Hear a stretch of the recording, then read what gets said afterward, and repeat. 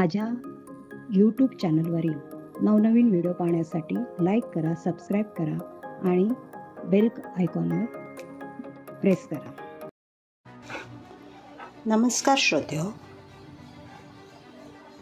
आज आपण भगवद्गीतेतील 12व्या अध्यायाला सुरुवात करणार आहोत. भगवंताला प्रणाम करून आपण या अध्यायाला सुरुवात करूया.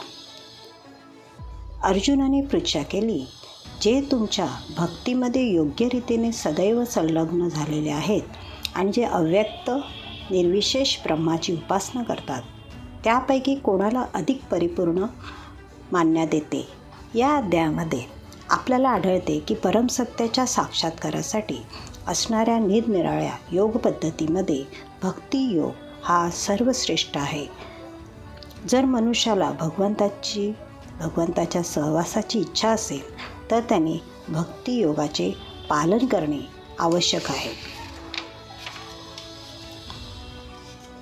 श्री भगवान म्हणाले, जे आपले मन माझ्या सकार रूपावर स्थित करतात आणि दृढ दिव्य श्रद्धेने माझी सतत उपासना करण्यामध्ये संलग्न झालेले असतात, ते माझ्या मते सर्वोत्तम आहेत.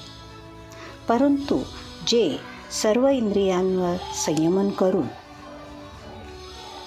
आणि सर्वांच्या ठायी समबुद्धी ठेवून अव्यक्त इंद्रियातील सर्वव्यापी व अचिंत अविकारी स्थिर आणि अचल अशा परमसत्याच्या निर्विशेष रूपाची पूर्ण उपासना करतात, ते सर्वांच्या हितार्थ संलग्न होऊन शेवटी माझीच प्राप्ती करतात.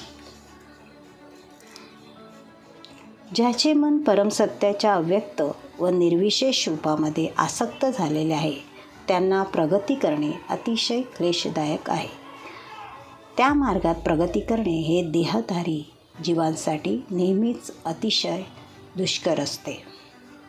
या ठिकाणी एखादे स्थूल उदाहरण देता येईल. आपल्याला रस्त्यावर काही टपालपेट्या दिसतात. आपण जर त्यात आपली पत्रे टाकली तर ती साहजिकच विनाअडचण आपल्या इष्टस्थळी जाऊन पोचतात. परंतु टपाल खात्याने अधिकृत न केलेली कोणतीही पेटी अथवा नकली पेटी आपल्याला आढळली तर त्या पेटीद्वारे हे कार्य होऊ शकत नाही. त्याचप्रमाणे भगवंत ज्या निग्रह रूपामध्ये अधिकृतरित्या प्रकट होतात, त्या विग्रहालाच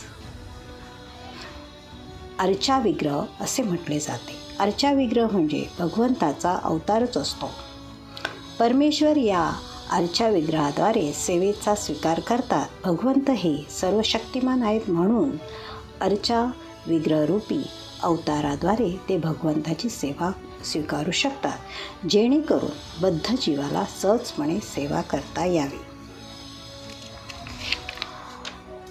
परंतु जे माझे पूजन करतात, ते आपली सर्व कर्मे मला अर्पण करतात आणि अनन्य भावाने भक्ती करीत माझी उपासना करतात, माझ्या ठायी मन स्थिर करून भक्तीमध्ये संलग्न होतात व माझे ध्यान करीत असतात. हे पार्था, मी त्याच्या जन्ममृत्यूरूपी संसार सागरातून त्वरित उद्धार करतो.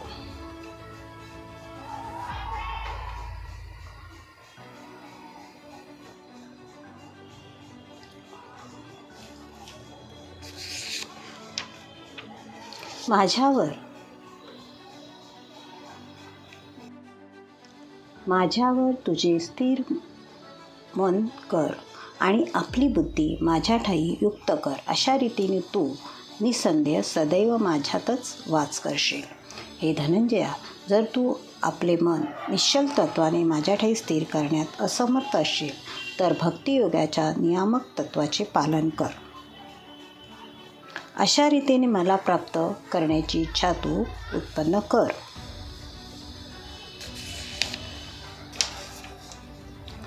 तथापि तू जर माझ्या भावनेने युक्त होऊन कर्म करण्यास असमर्थ असशील तर सर्व कर्मफलांचा त्याग करून कर्म करण्याचा आणि आत्मस्थित होण्याचा प्रयत्न कर. तुला जर माझा अभ्यास करणे शक्य नसेल तर ज्ञानाचे अनुशीलन करण्यात तू स्वतःला संलग्न कर. तथापि ज्ञानापेक्षा ध्यान श्रेष्ठ आहे. ध्यानापेक्षाही कर्मफलाचा त्याग करणे श्रेष्ठ आहे. कारण अशा फलत्यागामुळे मनुष्याला मनःशांती प्राप्त होते.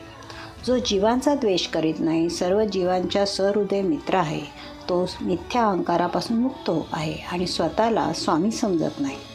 तो सुखदुःखामध्ये समभाव राहतो. तो जो क्षमाशील, सदैव तृप्त, आत्मसंयमी आहे आणि आपली मन व बुद्धी माझ्यावर स्थिर करून जो दृढ निश्चयाने भक्तीमध्ये संलग्न झालेला आहे, तो मला अत्यंत प्रिय आहे. ज्याच्यामुळे कोणीही उद्विग्न होत नाही, जो इतर कोणामुळे उद्विग्न होत नाही, तो हर्ष, दुःख, भय, चिंता यामध्ये समभाव राखतो, तो मला अत्यंत प्रिय आहे. जो माझा भक्त साधारण दैनंदिन क्रियांवर अवलंबून असतो, जो शुद्ध, कुशल, चिंतारहित, दुःखभय आणि कोणतेही फल प्राप्त करण्यासाठी महत्प्रयास करत नाही, तो मला अत्यंत प्रिय आहे.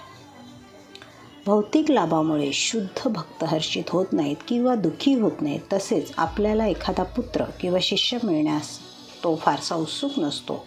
ते न मिळाल्यामुळे तो दुःखी होत नाही. आपल्याकडील अप्रिय वस्तू गमावल्यामुळे तो शोक करत नाही. त्याचप्रमाणे इच्छित वस्तू प्राप्त झाल्यावरही व्यतीत होत नाही. तो सर्व प्रकारच्या शुभाशुभ पापकर्मांच्या पलीकडे असतो. भगवंताची संतुष्ट प्रीत्यर्थ तो इतर सर्व प्रकारची संकटे सहन करण्यास तयार असतो. त्याच्या भक्तीमध्ये कोणतीही गोष्ट बाधक ठरत नाही. असा भक्त श्रीकृष्णांना अत्यंत प्रिय आहे. जो मनुष्य शत्रू, मित्र यांच्या ठिकाणी समान असतो, जो मानापमान, शीत, उष्ण, सुखदुःख, स्तुती, निंदा यात समभाव राखतो, जो कुसंगापासून नेहमी मुक्त असतो, सदैव शांत, जे काही मिळेल त्याच्यात संतुष्ट असतो, घरादाराची काळजी करत नाही, ज्ञानामध्ये स्थित आहे, भक्तीमध्ये संलग्न आहे, तो मला प्रिय आहे. जे या अविनाशी भक्तिमार्गाचे अनुसरण करतात आणि मला परमलक्ष्य मानून श्रद्धेने पूर्णतया संलग्न होतात, ते मला अतिशय प्रिय आहेत.